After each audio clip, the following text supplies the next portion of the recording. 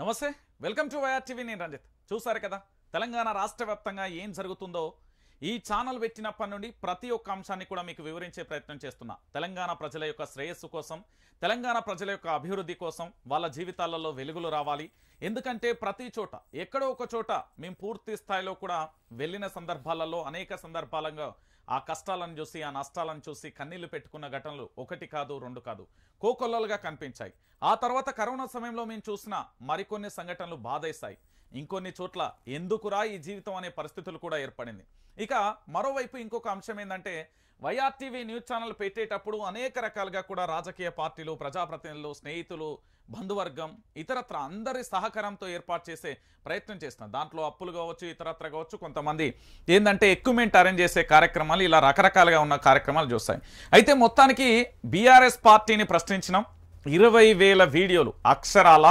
20,000 వీడియోలు కేవలం కల్వకుంట్ల చంద్రశేఖరరావు ప్రభుత్వం మీద బీఆర్ఎస్ ప్రభుత్వం మీద ఏంది అంటే వాళ్ళని హెచ్చరించాం ఆరోగ్యకరమైన విమర్శలు చేస్తూ వాళ్ళ యొక్క లోపాలను ఎత్తి చూపుతూ ఖచ్చితంగా కూడా మీరు ఇవి మార్చుకుంటే మరొకసారి అధికారంలోకి రాగలుగుతారని చెప్పే ప్రయత్నం చేశా ఆ తర్వాత వెంటనే డిసెంబర్ 7వ తారీఖు ఆ తర్వాత 9వ తారీఖు 14వ తారీఖు ఏది ఉచిత బస్సు ప్రయాణం అనితోని ఆటో డ్రైవర్లు సన్నగిల్లిపోతులు వాళ్ళ కళ్ళల్లో కన్నీళ్లు వస్తున్నాయి వాళ్ళు బ్రతకడానికి ఏ సోర్సు కనిపించట్లేదు ఎటువైపు చూసినా వాళ్ళ జీవితాలు చెట్టుకున్న ఆకుల వల్లే రాలిపోతున్నారు వాళ్ళని బ్రతికించాలనే ఒక ఆశయంతో ఏం చేసినా ఇక మనం ప్రభుత్వం అయితే రానే వచ్చింది ఇక వాళ్ళ కార్యక్రమం వాళ్ళ పని వాళ్ళు చేస్తారు ఇక నా బాధ్యత ఏంది విపక్షంగా మళ్ళీ ప్రశ్నించాలి అని స్టార్ట్ చేస్తా ఆ తర్వాత పూర్తి స్థాయిలో తెలంగాణ రాష్ట్ర వ్యాప్తంగా కూడా అనేక సందర్భాలుగా అంశాలన్నింటినీ ప్రజావాణి మహాత్మా జ్యోతిరావు పూలే అని ఒక గొప్ప వ్యక్తి పేరు పెట్టినప్పుడు అక్కడ అదే విధంగా న్యాయం జరగాలని నేను పూర్తి స్థాయిలో అక్కడికి వెళ్ళి వీడియో తీసి ఒక సీఎం లేడు ఒక మినిస్టర్ లేడు ఒక ఎమ్మెల్యే లేడు ఇదేమి అరాచకం అంటూ బయట పెట్టే ప్రయత్నం చేసిన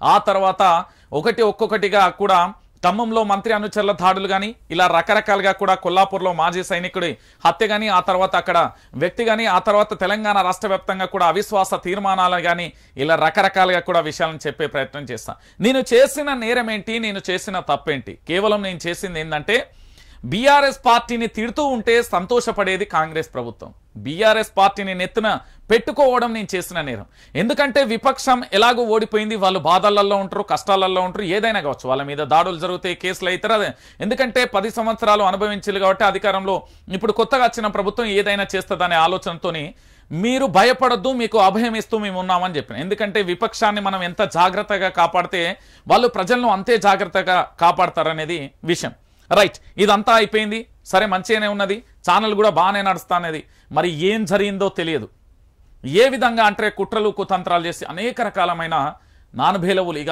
ఆ సెక్షన్లను చూస్తే ఓ రకంగా ఎందుకురా ఈ జీవితం అనిపించే పరిస్థితిని తీసుకొచ్చారు సరే దీని వెనుక ఎవరున్నారు ఏంటిది అని ఆరాధిస్తున్నా వాళ్ళ మీద కొన్ని వీడియోలు చేస్తే ఏంది అంటే రంజిత్ నువ్వు అలా చేయకూడదంటూ హుకుం జారీ చేసిరు సరే మీ తప్పును తెలుసుకోండి అందులో రంజిత్ అనే వ్యక్తి నిజాయితీ పరుడు ఈ కేసుకైతే నేను చాలా క్లారిటీగా చెప్పిన న్యాయస్థానంలో న్యాయదేవతకి ఎందుకు కళ్ళకు గంతలు కడతారో నాకు తెలియదు కానీ నాకు ఈ సెక్షన్లు నా మీద పడ్డ తర్వాత నాకు అర్థమైంది సో ఇప్పుడు ఆ కేసు ఏంటి దానికి సంబంధించి గత వారం రోజులుగా నేను పడ్డ మానసిక వేదన టార్చర్ దాంతోపాటు తెలంగాణలో ఏం జరిగింది దానికి సంబంధించి పూర్తి స్థాయిలో వైఆర్ టీవీ తెలుగు న్యూస్ ఛానల్కు అండగా దాంతోపాటు నాకు నా యొక్క ఆఫీస్కు సంబంధించి అందగా మేమున్నామంటూ కూడా చాలా మంది అడ్వకేట్లు వచ్చిళ్ళు దాంట్లో ముఖ్యంగా శుంకర నరేష్ నాకు చాలా హెల్ప్ చేసిండు ఈ కేసుకు సంబంధించి పూర్తి స్థాయిలో కూడా హైకోర్టు అడ్వకేట్గా దాంతోపాటుగా ఉప్పల్లో బీఎస్పీ పార్టీ అభ్యర్థిగా ప్రజలకు సేవ చేస్తూ నిత్యం ఎప్పుడు కూడా అనేక సమస్యల మీద కొట్లాటం చేసిన వ్యక్తి మీ అందరికీ తెలిసే సోషల్ మీడియాలో ప్రతి ఒక్కరికి పరిచయమే ఇలాంటి వ్యక్తి నాకు బాసటగా నిలిచి పూర్తి స్థాయిలో ఏం జరిగింది ఆ కేసుకు సంబంధించి హైకోర్టులో ఏం జరిగింది వాదనల తర్వాత ఈ రోజు అయితే మనకు ఒక స్టేన్ అయితే వచ్చింది అది మరి దాన్ని ఏమంటారు అసలు ఏం జరిగింది అనే విషయాన్ని వారితోనే మాట్లాడే ప్రయత్నం చేద్దాం వెల్కమ్ ఎందుకంటే శుంకర్ నరేష్ గారికి స్పెషల్ థ్యాంక్స్ నేను చెప్తున్నా ఎందుకంటే వైఆర్ టీవీ న్యూస్ ఛానల్ తరపున వీవర్స్ అందరి తరపున కూడా ఈ రోజు అక్రమ కేసులను బనాయిస్తా ఉంటే శుంకర నరేష్ అనే వ్యక్తితో పాటుగా చాలా మంది సహకారం అందించారు వాళ్ళందరికీ పేరు పేరున కృతజ్ఞతలు నాతో పాటు నాకు పరిచయం ఉన్న వ్యక్తులందరినీ కూడా దీంట్లో బదనాం చేస్తూ వాళ్ళని ఇబ్బందులు పెట్టే ప్రయత్నాలు కూడా జరిగినాయి కానీ నిజాయితీగా సూటిగా చెప్తున్నా ఒకటే అంశం నేను తప్పు చేసి ఉంటే నిరూపించండి కానీ ఏదో బట్టగాల్సి మీదేద్దాం ఇది జరిగింది అది చేసాం ఇది చేసామంటూ కూడా చెప్పిలు పోనీ ఇక్కడ నేనేమన్నా బాండ్లు రాసిచ్చానా ఇక్కడ ఏమైనా ఒప్పందాలు ఉన్నాయా ఏం జరగకుండా ఎందుకు నన్ను బట్టగాల్సి మీదేస్తారు ఇదే అంశానికి న్యాయస్థానానికి వెళ్ళాం నిన్ను ఎప్పుడైనా అరెస్టు చేయొచ్చు అని నా సన్నిహితులు చెప్పిళ్ళు. దాంట్లో నేను బెయిల్కి కూడా అప్లికేషన్ చేసిన. ఏం జరిగిందని ఒకసారి మాట్లాడే ప్రయత్నం అయితే అసలు ఈ కేసులో ప్రధానంగా, ఎందుకంటే దాదాపుగా నేను పడ్డ కష్టం కూడా మీరు అందరూ చూసిలు, వ్యూవర్స్ కూడా చూసిలు. అసలు ఏంటి నా మీద ఎలాంటి ఎఫ్ఐఆర్ అయింది, దాంట్లో ఏమున్నాయి అసలు తెలంగాణ ప్రజలకు ఒక్కసారి క్లారిటీగా. మీ మీద అయ్యింది ఎఫ్ఐఆర్ నెంబర్ 19/2024 12వ తారీఖు 1వ నెల 2024 సెంట్రల్ క్రైమ్ స్టేషన్ హైదరాబాద్లో 354, 406, 420, 506, 201 ఐపీసీ ఇండియన్ పీనల్ కోడ్ ప్రకారం, అదేవిధంగా SC/ST prevention of atrocity act SC/ST act section sub class 1 sub class excise 3(2) VA of SC/ST act. ఇవి మీ మీద ప్రధానంగా నమోదైన సెక్షన్స్. ఎక్కడనంటే కనుక సెంట్రల్ క్రైమ్ స్టేషన్లో. ఈ సెంట్రల్ క్రైమ్ స్టేషన్లో ఈ కేసులన్నీ నమోదు చేయడానికి వాళ్ళకి అధికారాలు ఉన్నాయా అసలు? ఇక్కడ ఏం జరిగింది అని అంటే కనుక వాళ్ళకి అధికారాలు ఉన్నాయి అంటే కనుక ఎవరైనా ఒక పోలీస్ అధికారి ఒక కేసు చేశాడు అని అంటే కనుక అతనికి ఏదో సరదాగానో ఖాళీగా ఉన్నాడు అని చెప్పి చేయరు. ఎవరైనా సరే ఒక కంప్లైంట్ వచ్చి నాకు ఈ విధంగా అన్యాయం జరిగింది అని చెప్పి ఒక కంప్లైంట్ రూపంలో కంప్లైంట్ ఇస్తే దాని ఆధారంగా ఆ కంప్లైంట్లో ఉన్న కంటెంట్ ఆధారంగా ఏ సెక్షన్స్ అట్రాక్ట్ అవుతాయి అని చెప్పి వాళ్ళకున్న పరిజ్ఞానంతో ఈ యొక్క సెక్షన్స్ అనేది అట్రాక్ట్ చేయడం జరిగింది.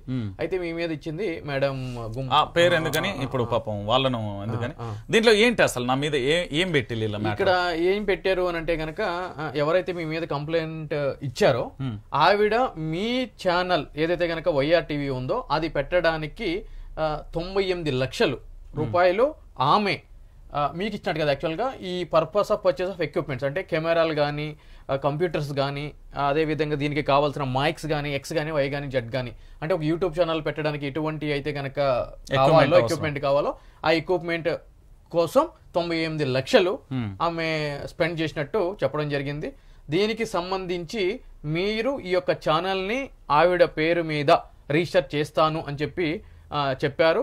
బట్ సమ్హౌ మీరు అది చేయలేదు. కాబట్టి 30వ తారీఖు 10వ నెల 2022లో ఆవిడ అలాంగ్ విత్ అంటే ఆవిడతో పాటు కొంతమంది ఆమెకి తెలిసిన మధ్యవర్తులు కానీ సన్నిహితులు కానీ మీ దగ్గరికి వచ్చి దీని గురించి మాట్లాడినప్పుడు మీరు ఆమెని అబ్యూజివ్గా తిట్టినట్టు మెడపట్టి pushed out her from his flat అని చెప్పి సో బయటికి గంటేసినట్టు ఆ యొక్క సారాంశం. సో దాన్ని బేస్ చేసుకుని ఆవిడ అంటే ఇక్కడ జరిగింది. ఎప్పుడు జరిగింది ఇది? 30/10/2022లో జరిగిన సంఘటన గురించి అంటే దాదాపు 2 సంవత్సరాల క్రితం ముచ్చట ఇది. 12/1/2024లో కంప్లైంట్ ఇస్తే దాని ఆధారంగా ఈ సెక్షన్స్ అనేది రిజిస్టర్ చేయడం జరిగింది. అంటే 2 సంవత్సరాల తర్వాత కంప్లైంట్ ఇస్తే చేయవచ్చా? అయితే ఇక్కడ ఏం జరుగుతుంది అని అంటే కనుక ప్రజాస్వామ్యంలో పోలీస్ అధికారుల దగ్గరికి ఒక కంప్లైంట్ పట్టుకుని వెళ్తే ఇన్ జనరల్గా ఏం జరుగుతుందంటే కనుక ఒక సామాన్యులకి సంబంధించి ఏదైనా సరే ఒక కంప్లైంట్ ఇస్తే ఈ విధంగా ఎప్పుడో ఒక 2 సంవత్సరాల క్రితం జరిగింది, 1 year క్రితం జరిగింది, ఆఖరికి 10 రోజుల క్రితం జరిగిందన్నా కూడా ఇన్ని రోజులు ఏం చేసినావు అమ్మా నువ్వు దీన్ని అడ్డం పెట్టుకుని ఏమైనా చేస్తున్నావు అని చెప్పి అటువంటి దిశగా వాళ్ళు పోలీస్ అధికారులు దీన్ని పెద్దగా ఎంటర్టైన్ చేయరు. అంటే పిటిషన్ ఏదో తీసుకుంటారేమో గట్టిగా ఒక 2-3 సార్లు తిరిగితే, బట్ ఎఫ్ఐఆర్ అనేది చేయరు. బట్ ఈ సందర్భంలో ఏం జరిగింది ఏంటి అంటే కనుక ఎఫ్ఐఆర్ చేశారు. ఇప్పుడు నార్మల్గా ఇన్ జనరల్గా మనలాంటి వాళ్ళు సార్ ఎప్పుడో జరిగిన దాని గురించి ఒకవేళ నేను మిమ్మల్ని కొడితే ఆబ్వియస్లీ మీరు ఇప్పుడు కదా వెళ్తారు, 2 సంవత్సరాల తర్వాత వెళ్ళరు కదా, మరి వెళ్ళరు కదా సార్ ఎందుకు చేశారు అని అంటే కనుక నువ్వేమన్నా ఉంటే కోర్టులో చూసుకోని అంటారు. ఎందుకంటే ప్రజాస్వామ్యంలో ప్రశ్నించడానికి మనకున్న ఒకే ఒక వేదిక జ్యుడిషియరీ, సో కోర్టులో చూసుకోని అంటారు.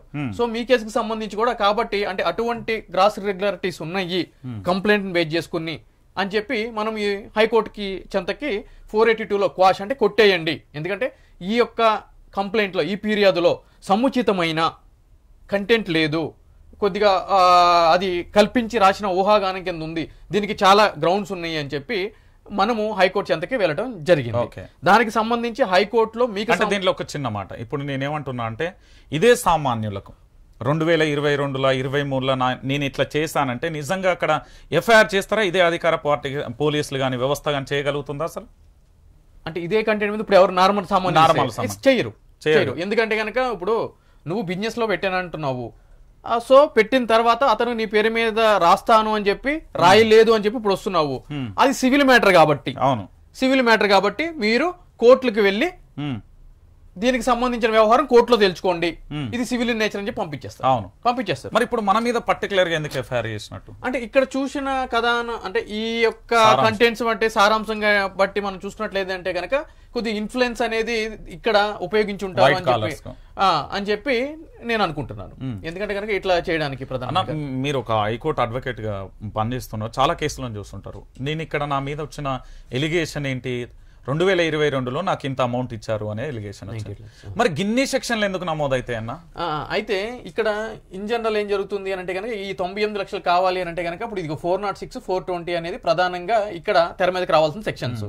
అంటే ఇదేమో క్రిమినల్ బ్రీచ్ ఆఫ్ ట్రస్ట్, ఇదేమో మోసం చేసిన చీటింగ్, ఇవి రెండు ప్రధానంగా వస్తాయి. అయితే ఈ రెండు ప్రధానంగా పెడితే ఇక్కడ ఏం జరుగుతుంది అని అంటే కనుక కేసు నిలబడడానికి అసలు ఎటువంటి ఆస్కారం ఉండదు. Okay, right. అదేవిధంగా సో అప్పుడు ఏం చేస్తారు అని అంటే కనుక ఇది 354 అంటే ఆడవాళ్ళకి సంబంధించి ఎవరైనా ఒక ఆడవాళ్ళతోటి ఎవరైనా ఒక వ్యక్తి మగ వ్యక్తి నువ్వు మంచిగా ఉండు అంటే ఏదైనా సరే కఠినమైన పదజాలం వాడి అజల్ట్ అంటే ఇట్లా మెడ పట్టుకుని గెంటేయడం కానీ, కొట్టడం కానీ, చెంప మీద వేయడం కానీ, జుట్టు పట్టుకోవడం కానీ కైండ్ ఆఫ్ యాక్టివిటీస్ ఏదైనా చేస్తే ఈ 354 సెక్షన్ అనేది అట్రాక్ట్ అవుతుంది. ఓకే. ఈ 506 అంటే ఏంటంటే కనుక ఎవరితో చెప్పుకుంటావో చెప్పుకోని నేను చంపుతా అని చెప్పి నీ అంతు చూస్తా అని చెప్పి ఈ విధంగా బెదిరించినట్లయితే కనుక ఈ 506 అనేది అట్రాక్ట్ అవుతుంది. అయితే ఇక్కడ 201 ఇది ప్రధానమైన సెక్షన్. ఇదేంటంటే ఒక నేరానికి సంబంధించి ఒక వ్యక్తి నేరం చేసిన తర్వాత ఆ నేరానికి సంబంధించిన ఆధారాలు ఇన్వెస్టిగేషన్ అధికారులకి అంటే పోలీసులకి కానీ ఆ విధమైన ఎవరైనా అధికారులకు కానీ లభిస్తాయి అని తెలిసి ఆ సంబంధించిన ఆధారాలని నాశనం చేస్తే ఈ 201 అనేది అప్లై అవుతుంది. సో ఆ విధంగా సాక్ష్యాధారాలు తారుమారు చేసినందుకు డిస్ట్రాయ్ నాశనం చేసినందుకు అట్రాక్ట్ అయ్యే సెక్షన్. ఇకపోతే ఈ SC ST అట్రాసిటీ కేసు ఏంటి అంటే కనుక దళితులకు సంబంధించి కింది వర్గాలకి సంబంధించి వాళ్ళని కులం పేరుతో పబ్లిక్ వ్యూలో తిట్టితే దానికి సంబంధించిన పనిష్మెంట్ అదేవిధంగా సెక్షన్. అంటే ఇప్పుడు నేను రెడ్డి కమ్యూనిటీలో పుట్టడమే నేను చేసిన నేరమా? అంటే ఇక్కడ నేనేం చెప్తున్నా అంటే బ్రదర్, ఒక రెడ్డినా ఒక కమ్మనా ఒక కాపా అనేది కాదు, ఒక ముస్లిమా ఒక బీసీనా అని కాదు. ఈ SC ST కాకుండా మిగిలిన ఏ సామాజిక వర్గానికి చెందిన వ్యక్తుల మీదైనా కూడా ఈ సెక్షన్ ఉపయోగించవచ్చు. అంటే ఇప్పుడు దానికి సంబంధం ఎవిడెన్స్ అయితే ఉండాలి కదా? ఆబ్వియస్లీ ఉండాలి. ఇప్పుడు మీరు అన్నది ఈ 98 lakhs పంచాయతీ, అసలు అవును ఈ పంచాయతీకి ఇన్ని కేసులు పెట్టాల్సిన అవసరం ఉందా? ఎందుకంటే ఇప్పుడు సామాన్యుడి మీద అంటే పెట్టలేరు, ఇప్పుడు నా మీద పెట్టి ఈరోజు జర్నలిజంలో కాస్తో కూస్తో ప్రభుత్వాన్ని ప్రశ్నించొద్దనేనా వీళ్ళ తత్వం ఏంటన్నట్టు ఇక్కడ సారాంశం? సారాంశం ఏంటి అంటే అదే నేను చెప్పాను. ఇప్పుడు ఈ రెండు పెట్టారనుకోండి 420, 406 కేసు నిలబడదు. ఓకే, కొద్ది గొప్ప ఏదన్నా బలంగా ఉండాలన్నా కేసు, అదేవిధంగా మీరు రేపొద్దున కోర్టు చుట్టూ తిరగాలన్నా సరే దానికి సపోర్టివ్ సెక్షన్స్ ఉండాలి. Like this one, like this one, like this one. Okay, ఇది పెట్టడం యొక్క ప్రధానమైన కారణం ఏంటంటే మీరు అబ్జర్వ్ చేయండి, మంచి మంచి సెన్సేషనల్ కేసుల్లో కానీ కేసు మ్యాక్సిమం నిరూపణ కాదు అనుకునే కేసులు ఇది పెడతారు. ఎందుకంటే ఆధారాలు అయ్యని అడుగుతాం మనం. 201 ఉందిగా, ఆధారాలు నాశనం చేశాడు, ఇంకెక్కడ ఆధారాలు ఉంటాయి? ఓహో, నేను ఆధారాలు కూడా నాశనం చేసిన. There send the matter. ఇప్పుడు దీంట్లో నేను ఏమైనా అగ్రిమెంట్ రాయించినట్టు ఇవన్నీ ఉన్నాయి. ఆబ్వియస్లీ దీంట్లో ఏముంది అని అంటే కనుక అది కంప్లైంట్ లో ఉంటది, మీకు పంపించిన FIR కాపీలో ఉంటది.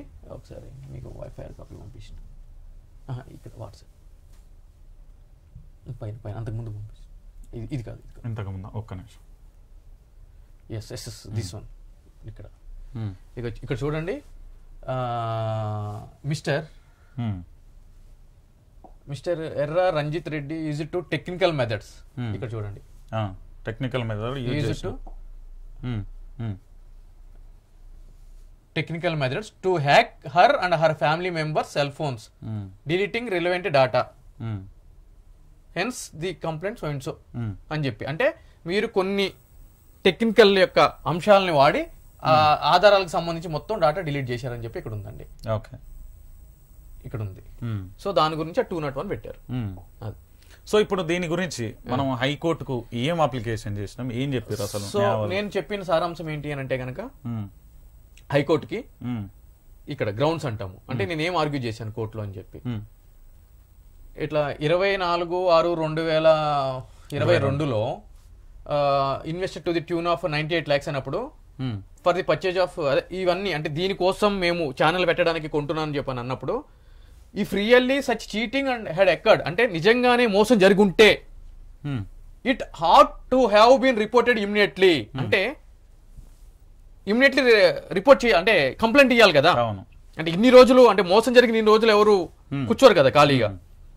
అది అదేవిధంగా a person who is gainful employed in a government concern cannot indulge in any other lawful trade or commerce per contra she alleged to have been invested certain amount for business which cannot be entertained in the eye of law as well in the society as she is holding respectable post as an assistant professor in the government college. అంటే ఒక ప్రభుత్వ పదవిలో ఉన్న ఎవరైనా కూడా వేరే ఉద్యోగాలు కానీ వ్యాపారాలు కానీ మరే ఇతర ఆటల్లో కానీ చేయకూడదు. కానీ దాన్ని వైలేట్ చేస్తా నేను ఒక ఛానల్ పెట్టడానికి చేశాను అంటే కనుక అది ఏ మాత్రం కూడా చట్టపరంగా ఎంకరేజ్ చేయడానికి చేసే విషయం కాదు అని చెప్పి నేను రాయడం జరిగింది. అదేవిధంగా assume otherwise without admitting that the allegation taken to be true. సరే ఒక నిమిషం అది నిజం అనుకుందాము కానీ అది నిజం కాదు. The same would amount to a contractual obligation. అంటే ఇక్కడ ఏం జరుగుతుంది అని అంటే మీరు సరే నిజంగానే నేను డబ్బులు పెడతానని అన్నాను, మీరు నా పేరు మీద చేస్తా అన్నారు, ఇదేంటి కాంట్రాక్ట్. అవును, కాంట్రాక్ట్ అంటే ఏంటి సివిల్ కేసు. నిజంగానే ఆ కాంట్రాక్ట్ నేను వైలేట్ చేస్తే అంటే నేను చెప్పిన మాట కనుక నేను కనుక చెయ్యకపోతే మీరు ఏం చేయాలి అంటే కనుక సివిల్ కోర్టుకు వెళ్ళాలి. సివిల్ కోర్టుకి వెళ్ళి దాని ప్రకారము నేను ఎంతైతే అమౌంట్ పెట్టానో మీరు నాకు ఏదైతే ప్రామిస్ చేశానో దాన్ని నేను నష్టపోయినతో సహా ఇంట్రెస్ట్ తో సహా వసూలు చేసుకోవడానికి సివిల్ కోర్టులో నాకు రెమెడీ ఉంటుంది కాంట్రాక్చువల్ దాంట్లో. ఒకవేళ ఆర్బిట్రేటర్ అని అంటారు, ఒక ఆర్బిట్రేషన్ క్లాజ్ ఉందనుకోండి, ఒక మధ్యవర్తిని పెట్టుకున్న తర్వాత మేము ఇట్లా అనుకున్నాం ఇట్లా చేయలేదు అని చెప్పి అట్లనే చేయాలి. కానీ క్రిమినల్ కేసు అనేది పెట్టకూడదు. సో ఇది కాంట్రాక్చువల్ ఆబ్లిగేషన్. మీరు అన్నట్టుగా సివిల్ కోర్టులో తెలుసుకోవచ్చు దీన్ని. మరి సిసిఎస్ లో ఎందుకు కంప్లైంట్ చేశారు అంటే సివిల్ కోర్టులో అంటే పెద్దగా ఇంపాక్ట్ ఏం పడదుగా, అంటే అరెస్ట్లు అలాంటి ఏమి ఉండవుగా. ఇక్కడైతే ఎట్లా ఇక్కడ అంటే కనుక అరెస్ట్ డైరెక్ట్ అరెస్ట్ ఉంటుంది, తీసుకెళ్లిపోవచ్చు కదా ఇమీడియట్లీ. ఎలాంటి నోటీసులు యాక్చువల్ గా నోటీసులు ఇవ్వాలి కానీ తలుచుకుంటే నోటీసులు ఇవ్వకుండా ఎత్తుకుపోవచ్చు కదా, ఎవరు అడగాలి? అది తర్వాత కదా. ఇప్పుడు మిమ్మల్ని ఎత్తుకెళ్ళిపోయి కూర్చోమెట్టి మీతో ఏదైనా సంతకాలు కానీ లేదంటే మిమ్మల్ని కొట్టడం కానీ ఇంకా వేరే ఏదైనా విషయం చేసి బయటకి ఇడిచిపెట్టిన తర్వాత ఒక 5 రోజుల తర్వాత 6 రోజుల తర్వాత ఆబ్వియస్లీ 1 డే అయితే విడిచిపెట్టాలి. ఇడిచిపెట్టిన తర్వాత ముచ్చట మన కోర్టుకి వెళ్తామా కాంపన్సేషన్ అడుగుతామా అది. కానీ అప్పుడు జరగాల్సిన పని అయితే జరిగిపోద్దిగా. అవును, అప్పటి వరకు ఇప్పటికే నష్టం మనది భారీగా. ఎగ్జాక్ట్లీ జరగాల్సిన నష్టం పేరు ప్రతిష్టలు అన్ని పోయినాయి కదా. సో రెండోది ఏం చెప్పినామంటే కనుక though there is a unexplained delay that is 1 year 3 months. అవును, అంటే 1 3 నెలలు డిలే ఉంది కంప్లైంట్ ఇవ్వడంలో. అయితే ఎఫ్ఐఆర్ రిజిస్టర్ చేసేటప్పుడు వెనకాల కాలం ఉంటుంది ఇఫ్ ఎనీ డిలే అని చెప్పి, డిలే ఏమన్నా ఉందా కంప్లైంట్ ఇవ్వడంలో అని. దాన్ని పోలీసు వాళ్ళు నో డీలో అని చెప్పి ఫిల్ చేశారని చెప్పి కూడా నేను రాయడం జరిగింది. The concern police filed the gap in FIR as no delay. Already ఆ కంప్లైంట్ లోనే ఉంది 2022లో జరిగింది అని చెప్పి, కానీ డిలే జరిగిందని చెప్పి రాయాలి. 30/10/2022 ఇచ్చింది ఎప్పుడు 12/1/2024. అంటే 1 year 3 months అవుతుంది డిలే. డిలే రాయాలి కానీ నో డిలే అని చెప్పి రాశారు. క్లియర్ గా కనిపిస్తుంది కంప్లైంట్ ఇట్ సెల్ఫ్. సో కాబట్టి ఇక్కడ చూడండి. అదేవిధంగా ఇది civil in nature, civil case ఇది, ఇన్నార్డినేట్ డిలే ఉంది అని చెప్పి మనం ఆర్గ్యుమెంట్ చేయడం జరిగింది. అదేవిధంగా దాంట్లో ఏమంటారు అని అంటే కనుక మీరు ఆ కన్వర్సేషన్ జరుగుతున్నప్పుడు పెద్ద మనుషులందరూ వచ్చి మీతో మాట్లాడుతున్నప్పుడు మీరు ఒక అగ్రిమెంట్ బాండ్ వాళ్ళ దగ్గర పెట్టారు. ఆ బాండ్ను మీ దగ్గర తీసుకొచ్చినప్పుడు వాళ్ళ దగ్గరికి వెళ్ళి గుంజుకుని మీరు దాన్ని చించేశారు అని చెప్పి మీరు దాంట్లో ఉంది. దాంట్లో ఉంది ఎఫ్ఐఆర్ లో, కంప్లైంట్ లో ఉందండి. కంప్లైంట్ లో ఓకే, కంప్లైంట్ లో ఉంటుంది. ఇక్కడ టోర్న్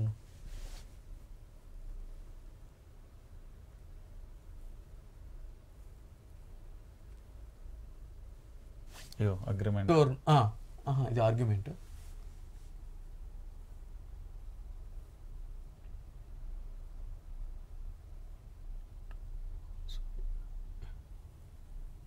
ఓకే చెప్పండి, నో ప్రాబ్లం. ఇక్కడ కంప్లైంట్ ఉంటుంది, టోర్న్ చించేశారని చెప్పి ఉంటుంది దీంట్లో. సో దీంట్లో మీరు చించేశారని చెప్పి రాసి ఉంటుంది అనమాట అగ్రిమెంట్. సో నేనేం చెప్పాను అని అంటే కనుక, అంటే ఇదే కంప్లైంట్ లో ఇంకొకటి ఉంటుంది చూడండి, ఇది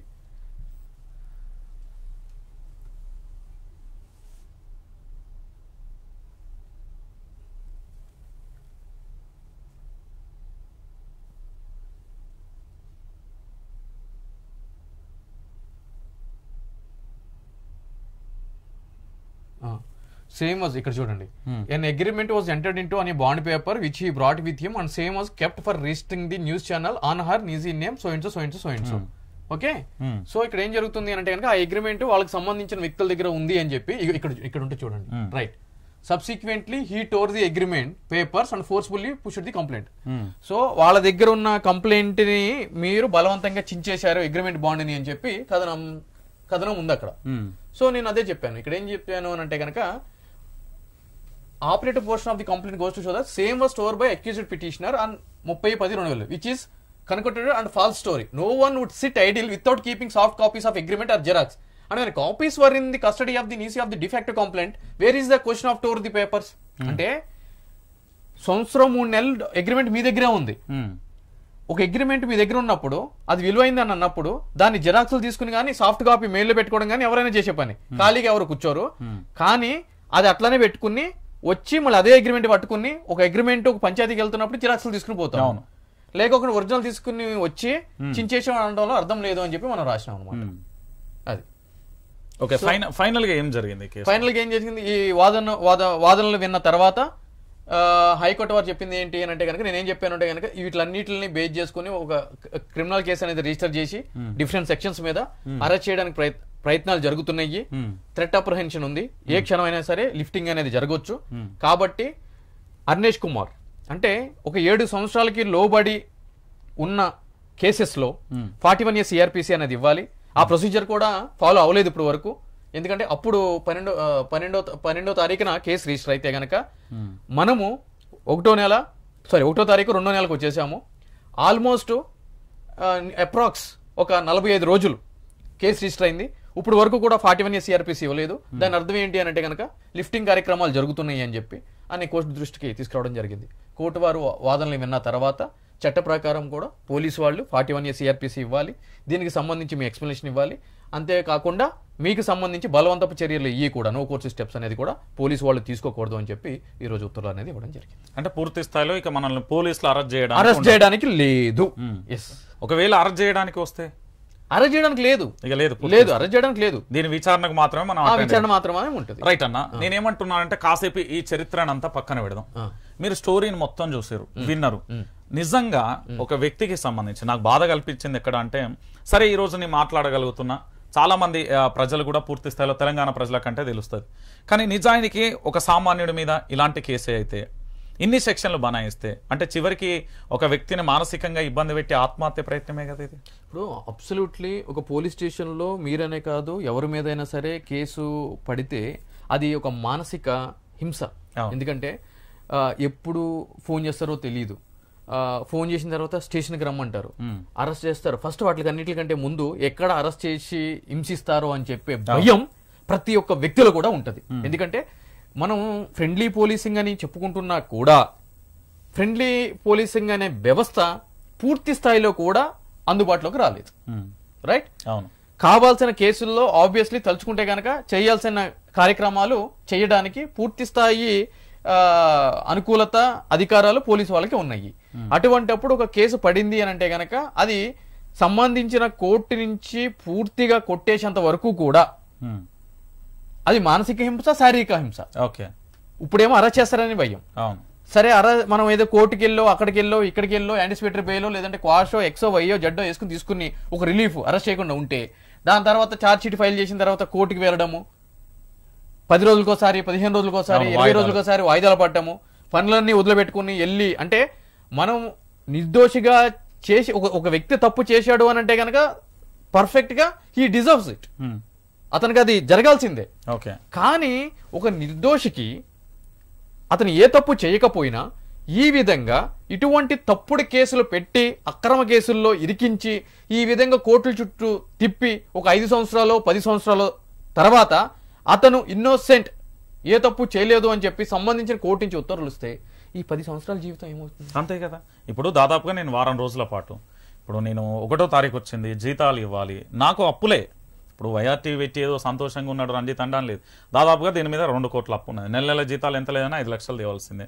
నేను ఇప్పటి వరకు బయటికి వెళ్ళలేని పరిస్థితి. ఇంకొకటి ఏంటంటే దీంట్లో నా అభియోగం, పోనీ దీంట్లో నేను రాసిచ్చిన కాగితాలు డాక్యుమెంట్స్ ఇతరత్ర ఏదీ లేదు. మనకు ఫుల్ ఫ్లెడ్జ్గా ఓపెన్గా చెప్తున్నా తెలంగాణ ప్రజలారా, ఇక్కడ పార్టీకి సపోర్ట్ చేయండి, కాంగ్రెస్ పార్టీకి సపోర్ట్ చేయండి, ప్యాకేజ్ ఏదైతే ఉందో మీకు కాస్త ఎక్కువ అరేంజ్ చేస్తాను. అదే మాట మీద నేను నా పని నేను చేసిన. ఇప్పుడు మొన్నటి వరకు ఎప్పుడైతే నేను బీఆర్ఎస్ పార్టీకి స్టెప్ తీసుకున్నాను అంటే ఈ ప్రభుత్వం విపక్షంలో ఉంటే జర్నలిజం ఉంటుంది, విపక్షంలో లేకుంటే భజన చేస్తే నాకు ప్రజలకు తేడా ఉంటుంది. రంజిత్ మొన్నటి వరకు ప్రశ్నించిన ఇప్పుడు ఏమైందని ప్రశ్నించడం స్టార్ట్ చేసిన తర్వాత మీరు అన్నట్టుగా ఒక చిన్న మ్యాటర్, ఇప్పుడు అడ్వకేటు మనం అంతా జనరల్గా ఆలోచిద్దాం. అది 2022, ఇది 2024, దాదాపు సంవత్సరానికి పైగా కూడా 2 సంవత్సరాలు అవుతుంది. ఇన్ని వదిలేసి ఈరోజు బీఆర్ఎస్కు నేను మాట్లాడకపోతే ఈ కేసులు అనేటివి ఉండకపోవుగా? ఆబ్వియస్లీ ఉండవు కదా.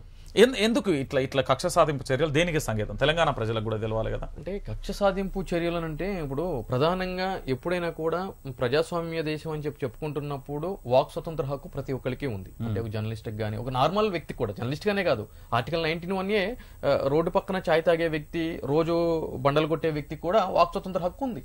ప్రశ్నించవచ్చు ప్రభుత్వం చేసేది. కాకపోతే ఆ ప్రశ్నించే తత్వము చట్టపరంగా ఉండాలి, ఎటువంటి అబ్యూజివ్ గా ఉండకూడదు అనేది చట్టం చెప్తుంది.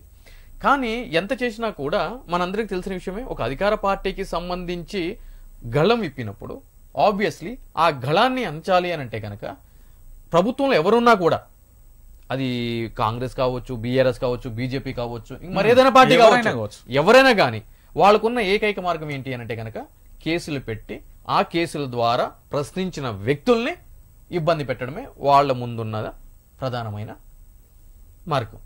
ఎందుకంటే పాతకాలంలో అంటే కనుక ఆల్వేలకి చెప్పి చంపించేయడము, ఆ బస్ కింద పడేయడము, రాత్రి లిఫ్ట్ చేయడము, ఆధారాలు లేకుండా చేయడము జరుగుతుంది. ఇప్పుడు నేటి ఈ గ్లోబలైజేషన్ వచ్చిన తర్వాత, డిజిటలైజేషన్ వచ్చిన తర్వాత ప్రతిదీ కూడా ప్రజలు చూస్తున్నారు, గమనిస్తున్నారు.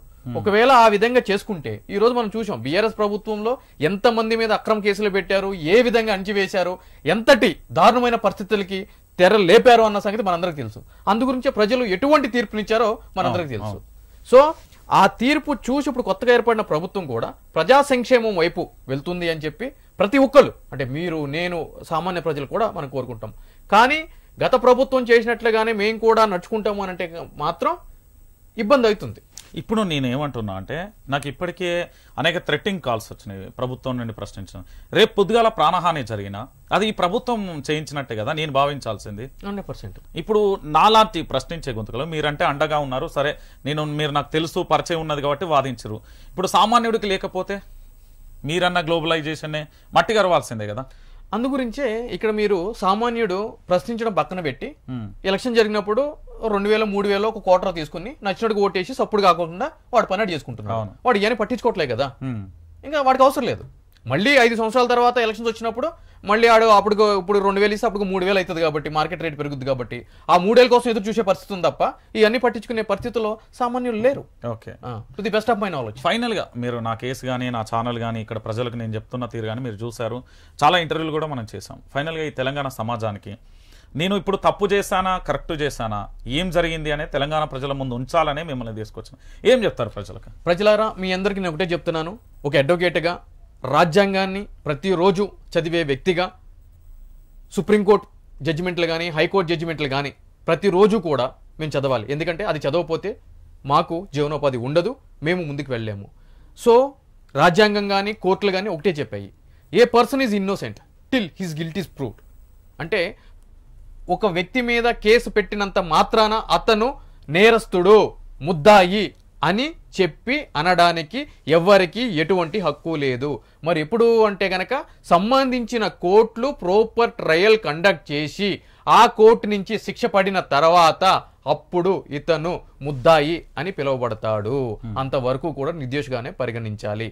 అదేవిధంగా ఒక అడ్వకేట్గా ఒక కేసు చూసినప్పుడు దాంట్లో ఎటువంటి ఇబ్బందులు ఉన్నాయి ఆ కేసులో, ఏ విధంగా ఆ కేసులో కొన్ని కల్పితమైన కథనాలు ఉన్నాయి, కల్పితాల ఆధారంగా దాంట్లో కంప్లైంట్ ఉంది అని చెప్పి దాన్ని ప్రతి ఒక్క అక్షరాన్ని కూడా పేరా టు పేరా చదివి దాన్ని ఎక్కడ ఏ విధంగా కోర్టులో జడ్జి వారికి ఏ విధంగా ప్రజెంట్ చేయాలి అనే విషయంలో మా యొక్క న్యాయవాదుల పాత్ర చాలా కీలకమైనది.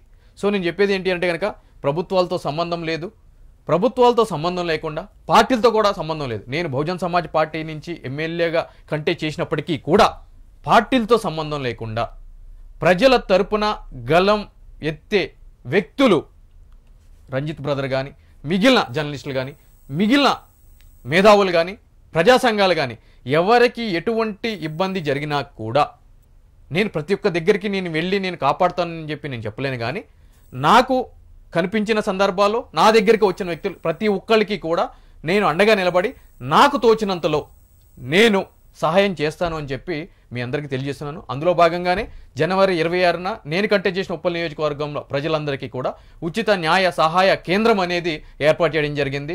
వాళ్ళకి వచ్చిన సమస్యలన్నింటినీ కూడా ఇన్ఫ్యాక్ట్ నేనే కేసులు రిజిస్టర్ చేయడం జరిగింది. దళితుల మీద మెదక్లో దాడులు జరిగితే అరే మీరు దళితులు జెండాలు ఎందుకు ఎగరేస్తున్నారా మీరు అని చెప్పి కొంతమంది కాంగ్రెస్ బీఆర్ఎస్ వాదులు దళితుల మీద దాడి చేస్తే సంబంధించిన పోలీసు వాళ్ళు కేసు రిజిస్టర్ చేయకపోతే నేను ఎస్ఐతో ఫోన్లు మాట్లాడి కేసు రిజిస్టర్ చేసిన సందర్భాలు కూడా ఉన్నాయి.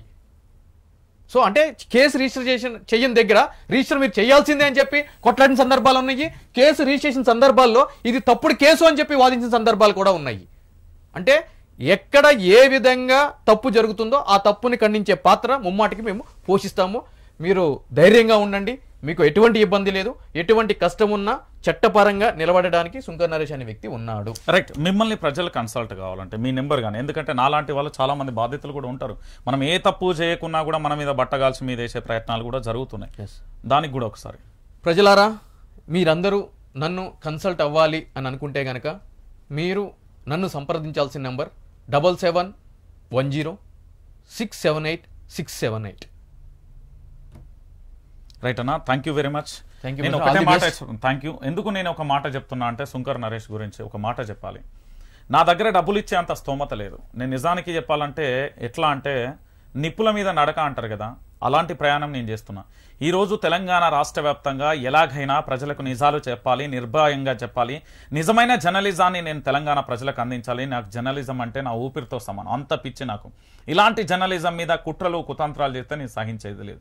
సో నాకు ఇట్లా ఫోన్ చేయగానే వచ్చి అర్ధరాత్రి 1 నుంచి ఈ రోజు వరకు పూర్తి స్థాయిలో నాకు పోలీసులు ఎవరు అరెస్టు చేయకూడదు అంటూ ఒక స్టే తీసుకొచ్చేంత వరకు నా కోసం నిరంతరం కష్టపడిండు. సో వైఆర్ టీవీ తరపున, వ్యూవర్స్ తరపున, నా అందరి తరపున, నా స్నేహితుల తరపున కూడా థ్యాంక్ యూ వెరీ మచ్ అన్న.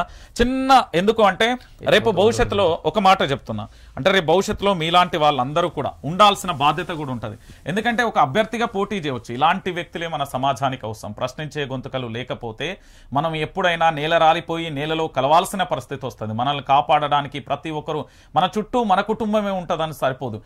ఈ తెలంగాణ ప్రజల కోసం ఒక కుటుంబంలా భావించి పూర్తి స్థాయిలో పనిచేసే వాళ్ళు కూడా ఉంటారు. కాబట్టే నేను సుంకర్ నరేష్ను తెర మీదకి తీసుకొచ్చిన.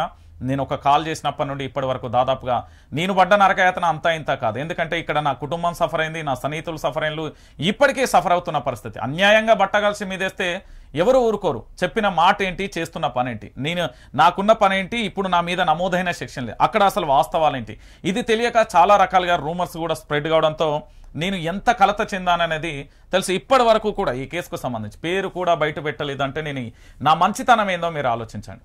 నేను ఇప్పటికీ చెప్తున్నా, నేను ఎవరి మీద వ్యక్తిగత కక్ష లేదు. నాకు మీద అనవసరంగా నన్ను కుట్ర చేసి నన్ను బలి చేయకండి. నేను ఈ తెలంగాణ ప్రాంత బిడ్డను, ఉద్యమకారుణ్ణి. నేను అప్పుడే ప్రాణాలు పోవాల్సినవి పోలేదు, కానీ ఇప్పుడు పోతే ఏమోనని అనిపిస్తుంది. నా ప్రాణానికి ఏం జరిగినా ఈ రాష్ట్ర ముఖ్యమంత్రి రేవంత్ రెడ్డి గారికి బాధ్యత వాళ్ళదే, మీ కాంగ్రెస్ ప్రభుత్వందే. నాకు ఏం జరిగినా మళ్ళీ చెప్తున్నా, నా తల్లిదండ్రుల ప్రమాణంగా చెప్తున్నా, నాకు ఈగ వాళ్ళని కూడా అది రేవంత్ రెడ్డి ప్రభుత్వందే బాధ్యత. థ్యాంక్ యూ అన్న, థ్యాంక్ యూ వెరీ మచ్. పూర్తి స్థాయిలో కూడా ఇక చూసిరు కదా మొత్తానికి వైఆర్ టీవీ న్యూస్ ఛానల్కి సంబంధించి జరుగుతున్న కుట్రలు, దాంతో పాటుగా మన మీద నమోదైన ఎఫ్ఐఆర్లు, దాంతో పాటుగా మన మీద ఇప్పటి వరకు వాదించిన కేసులు కానీ అన్నీ కూడా చూసాం పూర్తి స్థాయిలో. దీంట్లో ఏం జరుగుతుంది, ఏం కథ అంటూ నేరుగా కూడా నేను అడ్వకేట్నే తీసుకొచ్చి చెప్పే ప్రయత్నం అయితే చేశాను. కాబట్టి తెలంగాణ ప్రాంత బిడ్డలారా ఆలోచించండి. ఇప్పుడు నేను ఈ లైవ్ పెట్టకపోతే నేనేదో తప్పు చేసిన వాడనైతా. నేను ఇక్కడ ఏంది అంటే గంజో గడక కారపొడో ఏదో వేసుకొని బ్రతికి తిని వచ్చి ఇటుక పేర్చి ఒక మధ్యతరగతి పేద కుటుంబం నుండి వచ్చి ఎంతో మందికి నిజం తెలవాలి, నిజాయితీగా ఉండాలి అని దాదాపుగా అప్పుడు 20,000 వీడియోలు చేసిన. అంటే 2022 నుండి ఇప్పటి వరకు ఒక్క ఎఫ్ఐఆర్ నమోదు కాలే. కేవలం ఈ ప్రభుత్వం వచ్చిన తర్వాత ఈ 50 రోజులలో పరిపాలన ఏంటి అని ప్రశ్నించినందుకు అక్రమ కేసులు బనాయించలు. సరే, అక్రమ కేసులు బనాయించలు.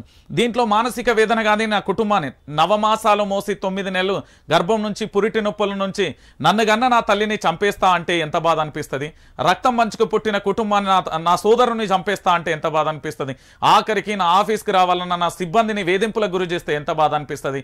ఓ పక్కన నిత్య నరకంగా ఉన్నా నేనేందంటే బీఆర్ఎస్ పార్టీకి అమ్ముడు పోయినట్టు ఆధారాలు తీసుకురమ్మంటానా, ఇదే కాంగ్రెస్ పార్టీకి 20,000 ఇచ్చినప్పుడు 20,000 వీడియోలు చేసినప్పుడు ఆధారాలు తీసుకున్నాను. నాకు ఎక్విప్మెంట్ అరేంజ్ చేసిలో నేను వాళ్ళకి సపోర్ట్ చేసిన. ఎందుకు అంటే ఇది జర్నలిజం. నేను ఏదో అప్పులు తెచ్చి ఇప్పటి వరకు పెట్టిన దాదాపుగా 2 కోట్ల రూపాయల అప్పులు ఆధారాలు కూడా ఉన్నాయి. నేను ఇప్పటికి చెప్తున్నా, రేపు చెప్తా, ఎల్లుండి చెప్తా. కానీ నేను చెప్పేది ఒకటే, నిజం నీడన బ్రతకండి, అబద్ధపు మాటన బ్రతకకండి. న్యాయమే ఎప్పుడైనా ఉంటుంది. న్యాయస్థానంలో న్యాయదేవతకు కండ్ల గంతలు గట్టిల్లు ఏమీ చూడట్లేదు అనుకుంటే పొరపాటు. సమాజం అంతా న్యాయదేవత లెక్కనే చూస్తుంది. ఇంకొకటి ఏంటంటే ఇక్కడ డాక్టర్ బాబాసాహెబ్ అంబేద్కర్ గారు రచించిన భారత రాజ్యాంగం ఉంది. ఆ రాజ్యాంగంలోని స్వేచ్ఛ, భావ ప్రకటన స్వేచ్ఛతోనే నేను మాట్లాడుతున్నా. ఆ రాజ్యాంగం పట్ల, ఈ న్యాయస్థానాల పట్ల పూర్తి విశ్వాసం ఉంది కాబట్టి నేను న్యాయస్థానాన్ని ఆశ్రయించిన. నాకు న్యాయస్థానం పూర్తి స్థాయిలో తప్పు చెయ్యలేదు కాబట్టే ఈరోజు, ఎందుకంటే అకారణంగా నన్ను ఏ అర్ధరాత్రో తీసుకెళ్లి ఎక్కడికో నన్ను చంపే ప్రయత్నం కూడా చేసిళ్ళు. సో మొత్తానికి మనం